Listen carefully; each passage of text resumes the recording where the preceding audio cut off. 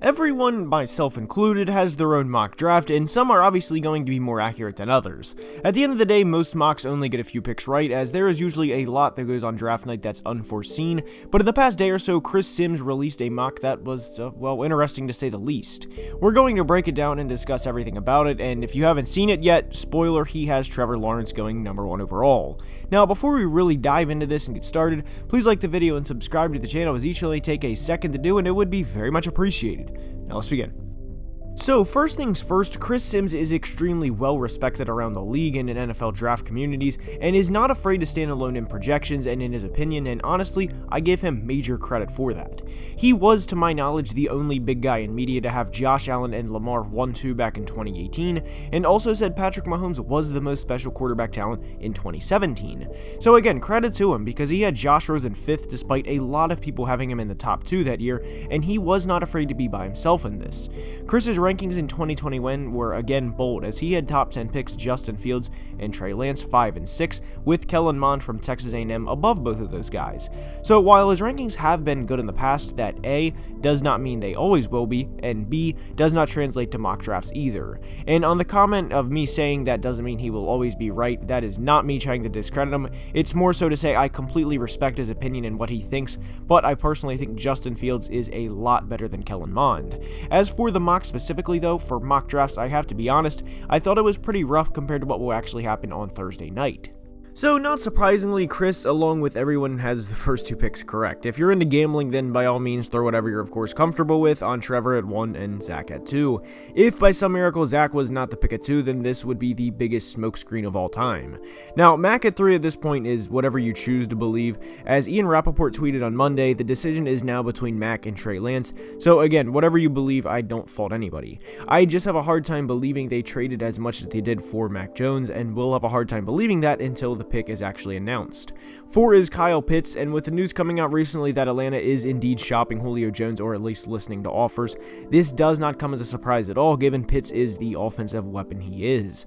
Also, I'm not faulting Sims here, but with this news coming out, I do want to say Jamar at 4 would not surprise me, to throw some youth into the receiver room, as Calvin Ridley is low-key getting up there in age, as he was a 24-year-old rookie back in 2018, so I like the Pitts pick. I just wouldn't be surprised if Jamar is the pick here.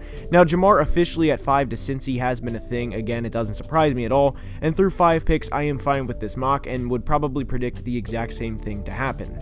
6 to 10 is where the excitement starts to happen, as Miami kind of gets a raw deal, given they thought they could have traded back from 3 and still get the guy they wanted all along in Jamar Chase, but let's be clear. Devontae Smith isn't a bad consolation prize, but if this is how the board plays out Thursday, I could 100% see Miami trying to trade back, and not necessarily even that far, as Carolina at 8 may want to come up and secure their guy, and Miami could still get Devontae at 8. 7 penny sold to the Lions, and going with the BPA approach is something I like for the Lions, as they definitely need help in a lot of areas, and offensive line isn't necessarily one of them, as they have a few good pieces there, but this certainly isn't a bad pick. I mean, getting a left tackle for the next 10 years is always a great pick. Anyways, 8 is the start of spicy things, because Sims has the football team trading up to get Trey Lance, and I like Trey Lance on the football team, as he would get to sit behind Ryan Fitzpatrick for a year, or half a year, or even do the off and on thing Miami did in 2020. But would Carolina be willing to trade that far back is another question I have, because Sam Darnold is not necessarily the answer. Based on this trade, Sims thinks that he is the answer, but who knows on Thursday? That would be a question I have, and I would assume they're getting another first-round pick on top of it, having to trade back that far. Questionable for Carolina nonetheless. But back to the draft, and 9, Micah Parsons at Denver. I love it. It fits a need and a great pick for a franchise that hasn't been to the playoffs since they won the Super Bowl back in 2015. And it's much of the same thing with Dallas, with Sims having them take corner Patrick Surtain at 10. They get a great player, and this 100% addresses, and fills, might I add, a big need. And now at 11, he has the Patriots trading up with the Giants to get Jalen Waddle, and this is where I disagree strongly, as if New England is trading up here, no offense to Jalen Waddle, because he can be a very good receiver at the NFL level, but if they're trading up here, it is for Justin Fields. We're going to get to Justin eventually, because he hasn't taken him yet in this mock, which, by the way, won't happen, but I 100% disagree with Chris here if the Pats are trading up. It's to get a player who would mesh well with Cam Newton and Bill Belichick, and would get the Patriots' next franchise quarterback for even what will be the post-Belichick days. 12, J.C. Horn, the best press corner in the draft of Philadelphia, given Devontae is off the board already. Love the pick, and it's as simple as that. Now, 13 again is where I strongly disagree and question this mock, as he is the Chargers taking Christian Darrisaw, who is a fine prospect, don't get me wrong, and does fill a position of need for the Chargers. But he has them taking him over Rashawn Slater, who has been mocked over Penei Sewell at times, and according to people high up in the NFL media world, some teams apparently have Slater over Penei, so for him to mock Darrisaw over Slater to me is extremely questionable, and that's putting it nice.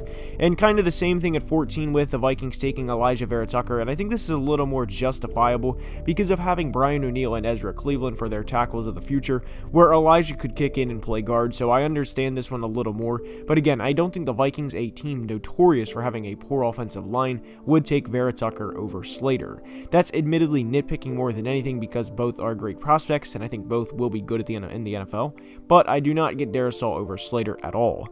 Now, 15 to me would be an ultimate head-scratcher, as he has the Giants taking Jason Oweh, an edge rusher, who has great traits, I will say that, but had 0 sacks in 2020, and he has them trading out of Jalen Waddle to take Jason Oweh. This would be a horrendous pick for the Giants, and I would give this grade an F if this is what happens Thursday. This is one true pick in this mock that I would genuinely hate, and I don't say that lightly for how bad of a pick this would be. Now, he has Christian Barmore, the defensive tackle from Alabama, here to the Cardinals, and that's at 16 to be clear, and to me that's an pick, as Caleb Farley is available, and I'm not thrilled with the Barmore pick, but I don't hate it either. 17 is my favorite fit in the entire draft, which is Jeremiah Owusu-Koramoah of the Raiders, and this pick gets an A+ if Vegas does this on Thursday. Absolutely love it, and great mock pick here, Chris. Now, he has the Dolphins going Kwity Paye at 18, so again, love this pick, as you can never have enough pass rush in the division with both Josh Allen and Zach Wilson, so I do love this pick and think it's a good value, another what would be an A+ grade. The Panthers are at 19, and we can assume here they received an extra first-round pick and moved back, and he has them taking Caleb Farley, and adding yet another piece on this defense would be great. I would just wonder how they play in 2021 with Sam Darnold as their current starter. I don't hate it because they get Farley and an extra one, but with Justin Fields still being there at 19, that would be inexcusable, and really having Justin Fields still here is inexcusable on Chris Sims' part because that won't happen. But pick 20 is where the great Rashawn Slater finally comes off the board, and you heard me earlier talk about this. It's not going to happen, and I strongly dislike this because of the realisticness or lack thereof shown in this mock. If Chicago could get him, then great, good for them, they get a tackle for 10 years, but then again, imagine if the football team could get Trevor Lawrence with the defense they have. Again, it's just imagining. Now, 21 through 26 starts with Indy taking Jalen Phillips, and if they take him, great. I love it. He's a great prospect and would immediately help their pass rush. That could 100% happen and would be a great pick for this team. 22 is tackle Tevin Jenkins, and I love Tevin and think he's a great prospect, and this is a pick Tennessee would unfortunately have to make, given the Isaiah Wilson experiment was absolutely horrific. Tevin would be great for this team and potentially be a part of another 2,000-yard rushing season for the Titans. Joe Tryon, the edge from Washington, is the pick at 23, and I don't hate it, but I definitely don't like it either. I think it's kind of rich for where his talent is, and I don't like it with Azeez Ojulari still there. Like the position, just don't necessarily love the player. At 24, Sims has the Steelers taking Landon Dickerson, and while this isn't a sexy pick at all, this is a pick I love because the Steelers need help on the offensive line, and Dickerson is a plug-and-play guy and could start for them as long as Marquise Pouncey did. Great player and great pick. Now, the next pick is Levi, the defensive tackle from Washington, and I don't like this for Chris's mock because prior to draft week, I hadn't seen Levi in any first-round mocks at all. Could he go round 1? Yes, absolutely. But I would just prefer them to get someone like Pat Freiermuth from Penn State to give Trevor as many weapons as possible from day 1. Next is the Browns, and I like this next selection, which is Zaven Collins, the linebacker from Tulsa. Great fit, good player, and in a defense with Myles Garrett, Jadeveon Clowney, and everyone else, Zaven would have a good amount of success from day 1. And now we are at the final part of Chris's mock, 27 through 32. By the way, if you guys are enjoying this, let me know, because I do enjoy going through mocks and doing this, so again, please let me know in the comments what you think about this type of video, because this is the first time I've ever done this on the channel. 27 is Baltimore, and they have a great prospect in Azeez Ojulari fall into their laps, and this would be a dream come true for Baltimore. Good player that fits a need that fell into their laps, just like last year when Patrick Queen fell into their laps.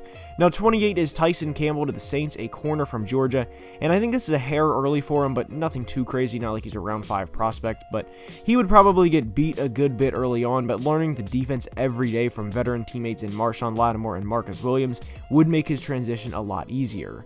The next 3 picks are Kadarius Toney to the Packers, Greg Rousseau to the Bills, and Leatherwood to the Ravens. Now, Kadarius to Green Bay would be dangerous, and that's putting it kindly for opposing defenses. A plus pick. I don't like Rousseau, but I think Buffalo would be a good situation for him to grow, and with as much as football means to everyone in that city, I do think he has a good opportunity to succeed here. It's a high risk, high reward, but I do like this pick. Leatherwood to the Ravens, Alex Leatherwood that is I mean, I do think it would work out, but it's literally replacing Orlando Brown. Alex has good potential, and hopefully for the Ravens' sake, he'd stick around long term. Now, 32 is Justin Fields to the Patriots, and this by far is what I hate most about this mock. I love the fact Chris Sims is projecting trades in his mocks, as that's ballsy to do, but having Justin Fields fall to 32 is laughable. There's no way Justin falls out of the top 12 picks, let alone falling to pick 32, and then to back up Tom for a year is a take. I mean, it's certainly a take. And that is far and away the biggest problem I have with this mock. But anyways, I hope you guys enjoyed today's video. I am more than likely not going to upload tomorrow, the day before the draft, but I will upload a mock Thursday morning. Now, let me know what you think in the comments about today's video. I really hope you enjoyed, and if you did, please subscribe to the channel if you're new to the channel, and I will see you guys next time. And as we always end every video, have a great day. Love you guys. Deuces. Peace.